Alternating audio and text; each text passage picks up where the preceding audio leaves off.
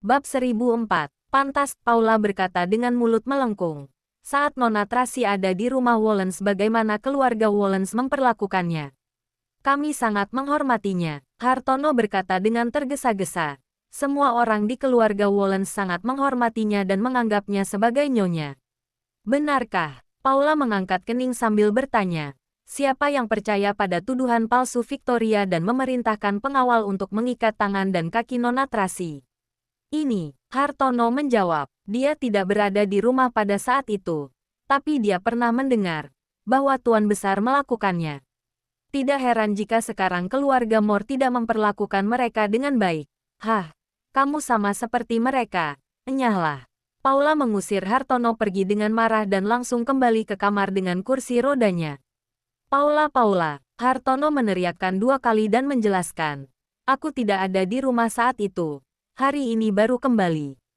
Tapi, Paula sama sekali tidak mempedulikannya. Hartono kembali ke sisi Daniel dengan sedih. Ia merasa sangat tidak nyaman. Ditolak. Daniel mengangkat alisnya dan meliriknya. Aku yang disalahpahami, Hartono berkata dengan wajah sedih. Jelas-jelas aku tidak melakukan apa-apa, tapi malah dimarahi. Cepatlah bujuk dia, Thomas mengingatkan. Bujuk apa? Daniel memperingatkan dengan suara rendah. Ini adalah rumah keluarga Moore. Mata-mata Lorenzo ada mana-mana. Jika dia tahu tentang kalian berdua, habislah Paulamu. Aku benar-benar lupa hal sepenting ini. Hartono terdiam karena terkejut. Lalu, apa yang harus aku lakukan? Dia jauh lebih pintar darimu. Daniel memelototinya. Bodoh. Hartono tertegun sejenak. Lalu dia baru mengerti. Paula tentu saja tahu bahwa Hartono menghormati Tracy dan juga tahu dia tidak ada hubungannya dengan peristiwa penindasan Tracy. Tapi dia tetap bersikap buruk terhadapnya, hanya untuk menunjukkannya kepada orang lain. Sebenarnya di dalam hatinya, dia sama sekali tidak menyalahkan Hartono. Untuk menghindari masalah yang tidak perlu, kamu pulang saja dulu. Perintah Daniel. Baik, Hartono segera pergi. Dia tidak ingin membawa bencana pada Paula. Kamar lantai 3. Paula melalui jendela menyaksikan Hartono pergi dengan sedikit enggan. Tenang saja. Meskipun anak muda ini mungkin kecewa, tapi Tuan Daniel akan mengingatkannya. Naomi berbisik. Obatilah lukamu dengan baik. Jangan berpikir sembarangan. Mengerti. Paula menghela napas. Tuan selalu tegas. Aku benar-benar takut. Jangan hubungi anak muda itu lagi. Naomi mengerutkan kening dan mengingatkan. Tidak masalah jika dia adalah orang lain, tapi dia dari keluarga Wollens. Jika Tuan Lorenzo tahu, kalian berdua akan mati. Dia mengingatkan Paula, tapi juga mengingatkan dirinya sendiri. Namun, Naomi dan Ryan jauh lebih tenang daripada Paula dan Hartono. Bagaimanapun, Hartono dan Paula masih muda. Aku tahu, suara Paula sedikit tersendat. Tapi, aku tidak rela meninggalkannya. Aku mengerti perasaanmu. Naomi juga enggan meninggalkan Ryan. Menurutmu, apakah mungkin Nona Tracy akan berdamai dengan Tuan Daniel? Paula bertanya dengan ragu. Jika keluarga Moore dan Wollens berdamai, Nona Tracy dan Tuan Daniel rujuk kembali. Dengan begitu, kita juga tidak perlu menyerah pada cinta kita. Kemungkinannya kecil. Naomi menghela napas dengan suara rendah. Tapi, bukan benar-benar mustahil juga. Kulihat, Nona Tracy masih memiliki perasaan pada Tuan Daniel dan Tuan Daniel juga tidak mudah menyerah. Mungkin mereka bisa rujuk kembali. Baguslah. Paula terpacu dengan harapan baru. Naomi juga berharap pada kemujuran. Benar-benar berharap kedua keluarga bisa menyelesaikan perselisihan dan melepaskan kecurigaan satu sama lain. Kak Naomi. Pengawal wanita berteriak dari luar. Nona Tracy memanggilmu. Aku segera ke sana. Naomi menepuk bahu Paula dan berjalan pergi dengan cepat. Dia tiba di lantai 1 dan melihat Daniel tidak disambut.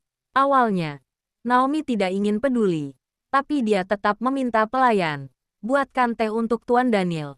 Jika tidak, Tuan dan Nona muda akan tidak senang melihatnya. Bab 1005. Ini baru benar. Daniel berkata dengan gembira. Terima kasih. Naomi mengabaikannya dan langsung menemui Tracy. Bukankah kamu bilang Tuan Daniel Wollens itu sangat dingin? Seorang pengawal wanita bertanya dengan suara rendah. Aku lihat, dia tidak seperti itu. Rasa dingin dan kesombongannya sudah ditekan oleh Nona Tracy. Naomi mengangkat keningnya dengan bangga. Tidak peduli seberapa hebat dirinya di luar sana. Saat di hadapan Nona Tracy, dia tetap harus menampilkan dengan baik. Hahaha. Baguslah. Lampiaskan amarah. Siapa suruh keluarga Wollens menindas Nona Tracy? Iya, Naomi datang ke ruang medis. Tabib Hansen sudah selesai memeriksa Carla, meresepkan obatnya, menyuruh Amanda merebus obatnya setiap hari. Lalu berkata kepada Tracy, "Aku periksa kamu sebentar." Aku tidak buru-buru. Tracy memikirkan Paula pada saat ini. Orangku ada yang tertembak demi melindungiku sebelumnya. Apa Anda bisa memeriksanya? Tentu saja. Tidak masalah. Tabib Hansen berkata, luka tertembak sangat sederhana. Selama organ dalam tidak terluka, saya akan meresepkan obat dan minum saja sesuai resep. Terima kasih atas kerja kerasmu. Tracy segera memerintahkan. Ajak Tabib Hansen untuk memeriksa Paula. Baik. Lewat sini Tabib Hansen. Tabib Hansen pergi bersama Dixon. Dan Amanda tetap di sana untuk merawat Carla. Tracy menginstruksikan Naomi. Pelayan dan pengawal di sini tidak mengerti tentang kedokteran. Tolong hubungi beberapa perawat medis yang handal untuk membantu-bantu. Jika tidak, Amanda dan Dixon akan kewalahan. Baik. Akan segera kulaksanakan. Naomi mengangguk dan hendak turun. Namun Tracy bertanya lagi. Apa orang itu sudah pergi? Belum. Naomi memandang Carla yang sedang tidur di kasur. Lalu berbisik. Dia terus duduk di ruang tamu dan menunggu lebih dari 1 jam. Aku akan keluar melihatnya. Tracy datang ke ruang tamu dan melihat Daniel duduk di sana sambil minum teh. Dia bertanya dengan dingin. Kenapa kamu masih belum pergi? Tabib Hansen sudah selesai memeriksa Carla. Dia bilang apa? Daniel bangkit dan berjalan ke hadapannya. Sudah selesai diperiksa. Tracy berkata dengan santai. Resepnya telah dibuat dan obatnya harus diminum tepat waktu setiap hari. Butuh waktu berapa lama sampai bisa sembuh? Daniel buru-buru bertanya. Tabib Hansen tidak memberitahu waktu yang pasti. Wajah Tracy sedikit berwibawa. Mungkin perlu beberapa waktu hingga obatnya bereaksi. Benar juga. Daniel mengangguk. Saya percaya keterampilan medis Tabib Hansen. Kita harus percaya padanya. Tracy menghibur dirinya dengan cara seperti ini. Aku lihat, perawat medismu di sini tidak cukup. Apa kamu ingin aku mengutus beberapa orang ke sini? Daniel mengambil kesempatan untuk mendekatinya. Tidak perlu. Tracy tidak ingin berbicara dengannya. Lalu berbalik untuk naik ke lantai atas. Kamu bisa pergi sekarang. Jika aku pergi sekarang, Carla akan menangis saat dia bangun, karena tidak melihatku. Daniel segera menghentikannya. Dan juga Charles. Dia juga akan hilang arah. Mungkin Carlos akan bertindak lebih tenang. Tapi dia hanya berpura-pura menjadi kuat. Lalu, Tracy menatapnya dengan dingin. Menurutku, Daniel mengamati raut wajahnya. Lalu berkata dengan ragu.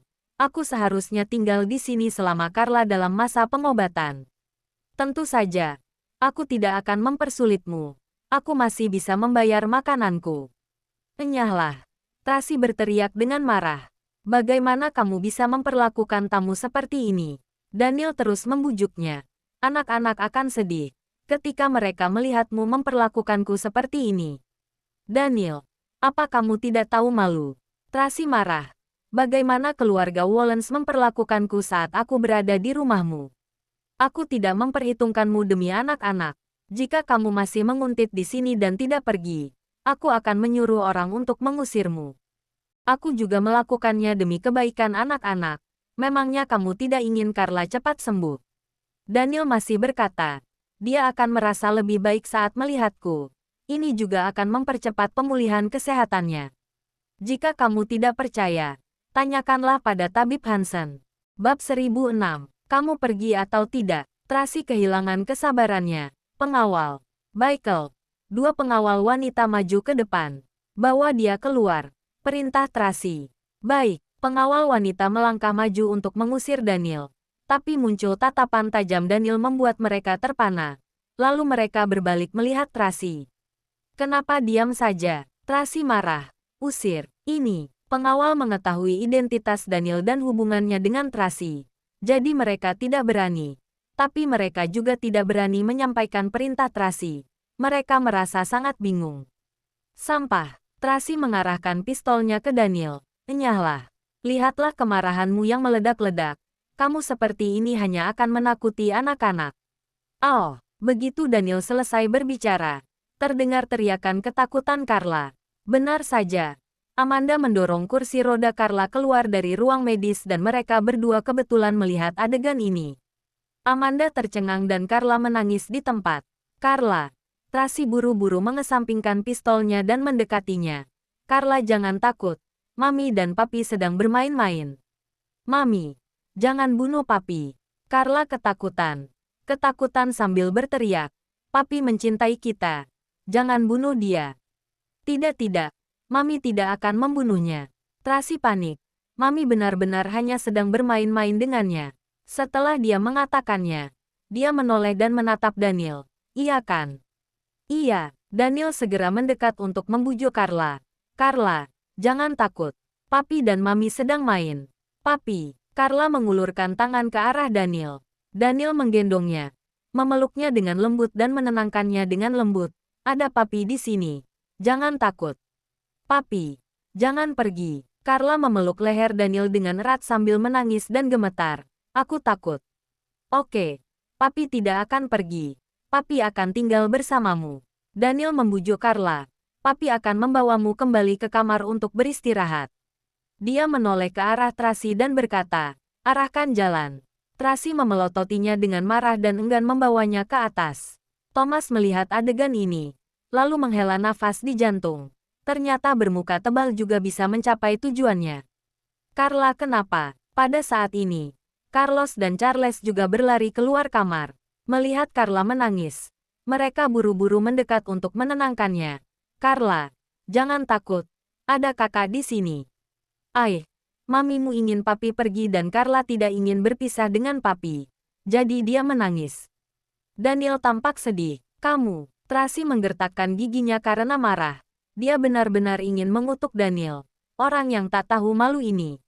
Mami. Charles menarik tangannya. Lalu memohon. Jangan usir Papi. Oke. Kumohon. Bagaimana jika membiarkan Papi tinggal beberapa hari di sini? Tunggu sampai Carla sembuh. Carlos yang selalu tenang dan bijaksana juga membujuknya. Tidak bisa Carlos. Tracy hendak menjelaskan. Tapi tiba-tiba Carla menangis lagi. Tracy buru-buru mengubah perkataannya. Oke, tinggal. Carla, jangan menangis. Kamu sedang sakit. Tidak boleh menangis seperti ini. Itu akan mempengaruhi kondisimu.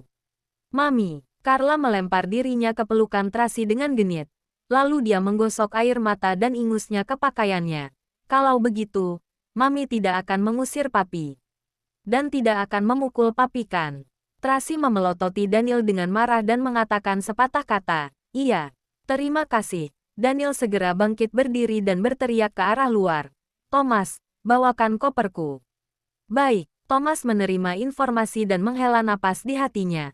Tuan Daniel benar-benar hebat. Yeay, baguslah. Charles bersorak kegirangan. Keluarga kita akhirnya bisa tinggal bersama lagi dengan damai. Tidak ada Bibi Victoria dan kakek buyut. Maka tidak akan ada pertengkaran. Benar. Carlos juga tersenyum senang. Bab 1007. Tracy menghibur anak-anak. Lalu menyeret Daniel ke kamarnya dan memarahinya. Daniel, ada apa denganmu? Kamu tahu, mata-mata kakakku ada di mana-mana. Meskipun aku bisa melihatmu demi anak, tapi begitu kakakku tahu kamu tinggal di sini, maka konsekuensinya adalah bencana. Lorenzo akhir-akhir ini tidak ada waktu mempedulikanku. Kamu tenang saja. Daniel percaya diri. Apa maksudmu? Apa yang kamu lakukan? Tracy menatapnya dengan curiga. Kamu tidak tahu. Putra haramnya mencari dia. Daniel mengangkat alisnya dan menatap Tracy dengan gembira di atas penderitaan orang lain. Menurutku, akhir-akhir ini dia sedang sibuk. Anak haram. Tracy tertegun. Kamu tidak salah kan? Kakakku tidak pernah bilang dia pernah berpacaran. Anak haram dari mana? Bagaimana mungkin pria normal tidak pernah punya pacar? Kecuali dia gay. Daniel berkata dengan santai. Dia hanya menyimpan rahasia dengan baik dan tidak membiarkanmu mengetahuinya. Lalu, bagaimana kamu tahu? Tracy bertanya dengan curiga. Kami adalah saingan. Jadi tentu saja perlu mengenal musuh dengan baik. Daniel tersenyum. Dia sudah membawakan banyak masalah di sekitarku. Aku juga bisa melakukan sesuatu padanya. Tracy terdiam.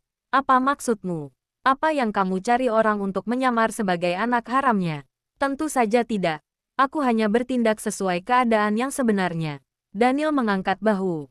Oke, kamu tidak perlu memikirkan hal ini. Bahkan jika dia benar-benar tahu aku di sini, kamu bisa melemparkannya padaku. Biar dia langsung berhadapan denganku. Setelah mengatakannya, dia melihat kamar Tracy. Di sini bagus juga. Aku akan tinggal di kamar ini. Setelah mengatakannya, dia segera berbaring di ranjang. Jangan berbaring di sana. Tracy mengulurkan tangan untuk menariknya. Tapi Daniel malah menariknya dan Daniel menekannya ke bawahnya. Apa yang kamu lakukan? Lepaskan. Tracy berjuang melawannya dengan marah. Tapi ia tidak bisa mendorongnya. Jangan bergerak. Daniel menekan tangannya dan menatap dengan penuh kasih. Aku hanya ingin memelukmu. Matanya sedalam lautan dengan kelembutan yang tak terbatas. Untuk sesaat, Tracy menikmati kasih sayang yang mendalam. Tapi dia segera sadar dan membanting lututnya ke atas. Ahlao. Daniel meringkuk kesakitan sekali. Sial, kamu benar-benar melakukannya. Tracy sudah melakukannya dengan kasar lebih dari sekali. Terakhir kali di restoran Laut Biru. Tapi, Daniel tetap saja mengganggunya setiap saat. Ini rumahku. Tracy dengan marah mendorongnya menjauh. Aku Tracy Moore. Bukan Tracy yang dulu, yang berada di bawah belas kasihan orang lain. Kamu tendang aku seperti ini, orgasme dalam sisa hidup akan hilang. Wajah Daniel memucat karena kesakitan, tapi dia masih cemberut. Ada begitu banyak pria di dunia. Memangnya aku harus mencarimu? Tracy berkata dengan arogan. Jika saya mau, asal menggerakkan tangan saja, maka akan ada sekelompok pria hebat berbaris untuk memohon menikah denganku. Aku mau lihat, siapa yang berani. Daniel tiba-tiba menjadi serius. Besok aku akan memberitahu dunia bahwa kamu adalah ibu dari anak-anakku. Aku tidak percaya. Pria di dunia ini semuanya tidak berguna. Tracy menatapnya dengan tatapan menghina. Apa kamu kira semua orang takut padamu? Kita lihat. Daniel mengangkat alisnya. Aku malas bicara omong kosong denganmu. Tracy berkata dengan dingin. Sekarang anak-anak sudah tidur. Cepat enyahlah. Bukankah kamu berjanji pada anak-anak untuk membiarkanku tinggal? Kamu membohongi anak-anak. Daniel menolak untuk pergi. Mereka akan menangis jika mereka bangun dan tidak melihatku. Dibujuk saja jika menangis. Tracy memotong ucapannya. Anak-anak harus belajar untuk tumbuh dewasa. Kenapa kamu sekejam ini? Daniel terdiam. Kenapa kamu tidak membiarkanku tinggal beberapa hari? Kamu pergi tidak? Tracy menghela napas dengan tidak sabar. Aku akan mengusirmu jika kamu tidak pergi. Bab 1008. Kamu. Tok tok tok. Daniel hendak berbicara ketika tiba-tiba terdengar suara ketukan dari pintu luar. Tracy menunjuk Daniel ke arah bawah, memberi isyarat padanya untuk merapikan pakaiannya. Lalu membuka pintu. Ada apa? Ada mobil yang diparkir di dekat sini. Diam-diam mengawasi kita. Naomi melaporkan dengan suara rendah. Saya sudah periksa. Seharusnya mereka adalah orangnya Tuan Besar. Tidak masuk akal. Tracy sangat marah. Apa yang ingin dilakukan orang tua yang sudah mau mati itu? Jangan memarahi orang. Daniel buru-buru menjelaskan. Aku bilang padanya bahwa aku akan tinggal di sini bersama anak-anak dan dia baru membiarkanku membawa mereka ke sini. Mungkin sekarang dia menyuruh orang untuk mengawasiku. Untuk memastikan apakah aku berbohong atau tidak. Bukan ingin mengawasi kalian. Cepat pergi dan bawa orang tua yang sudah mau mati itu bersamamu. Tracy berteriak dengan marah. Kalau tidak, aku akan bertindak kasar padamu. Daniel tidak buru-buru membantah. Hanya memberi isyarat. Naomi diam-diam keluar dan menutup pintu. Apakah Lorenzo tidak mengajarimu untuk tenang dalam menghadapi masalah? Daniel tiba-tiba menjadi serius. Cacing kepanasan seperti ini. Bagaimana kamu bisa melakukan hal yang besar? Kamu malah mengajariku. Tracy menyorotkan matanya dengan tajam. Begitu melihatmu, membuatku langsung ingin marah. Ini menunjukkan bahwa di Hatim ada aku. Daniel tersenyum. Kamu. Jangan buru-buru marah. Daniel membuat gerakan gencatan senjata. Kamu pikirkanlah. Jika sekarang aku pergi, begitu anak-anak bangun, mereka pasti akan sedih. Kamu seorang ibu tidak bisa memegang janji. Itu akan meninggalkan kesan buruk pada mereka. Apalagi sekarang Carla sedang sakit parah. Kamu juga tahu saat dia mulai menangis. Jantungnya tersayat dan sangat mempengaruhi kondisinya. Kamu benar-benar tahan. Kamu lihat betapa kurusnya dia. Akan sangat berbahaya jika terus seperti ini. Mendengar perkataan ini, Tracy terdiam. Tentu saja dia tidak tahan. Dia merasa sedih begitu melihat Carla. Kalau bisa, dia sangat berharap dia bisa menggantikan Carla menderita. Dia juga paham. Jika sekarang Daniel pergi, begitu anak-anak bangun, mereka pasti akan sedih. Carlos dan Charles tidak masalah. Dibujuk saja sudah cukup. Tapi saat Carla menangis, benar-benar akan mempengaruhi kondisinya. Namun, dia tidak ingin terjerat dengan Daniel lagi. Terlebih lagi, jika Lorenzo tahu, maka akan sangat merepotkan. Selain itu, Tuan Besar masih mengawasi di luar. Jika aku pergi sekarang, dia tahu bahwa aku berbohong padanya. Dia pasti akan mengutus orang untuk mengambil anak-anak. Dia berani. Tracy sangat marah ketika mendengar hal ini. Oke. Daniel buru-buru menekan amarahnya dan membujuk dengan sabar. Aku tahu kamu sangat hebat dan aku juga tahu kamu tidak takut padanya. Tapi pikirkanlah, setelah semua ini, siapa yang akan terluka? Bukankah anak-anak? Apa kamu masih ingat Christian? Putra Stanley. Dia dengan mata kepalanya sendiri menyaksikan ayah kandungnya dan ibu tirinya menyiksa ibunya. Seberapa besar pukulan itu baginya? Seorang anak berumur 3 tahun. Menikam orang dengan pisau. Apa kamu lupa? Tracy samar-samar mengingat peristiwa masa lalu itu. Gambaran yang jelas muncul di benaknya. Di pesta pernikahan, dia melihat dengan mata kepalanya sendiri. Christian bergegas ke atas panggung membawa pisau untuk menikam Garcia. Kejadian itu sangat mengejutkannya. Pada saat itu, dia berpikir, dia tidak boleh membiarkan anaknya menjadi seperti ini. Dua keluarga saling bertengkar. Anak-anak terjebak di tengahnya dan menderita. Setiap kali berdebat dan bertengkar, akan membawa trauma psikologis yang sangat besar pada anak-anak. Terakhir kali, Carlos dan Charles melihatmu menodongkan pistol ke arahku. Hari ini, Carla melihat adegan ini juga. Itu pasti akan meninggalkan kesan di hati mereka. Anggap saja untuk kebaikan anak-anak, meski hanya bersandiwara denganku hanya sebulan. Kita ciptakan lingkungan yang hangat untuk anak-anak, memberikan rasa aman bagi mereka. Tunggu sampai kondisi Carla membaik. Oke. Jangan lupa like, komen, and subscribe ya. Terima kasih. Tunggu terus kelanjutannya.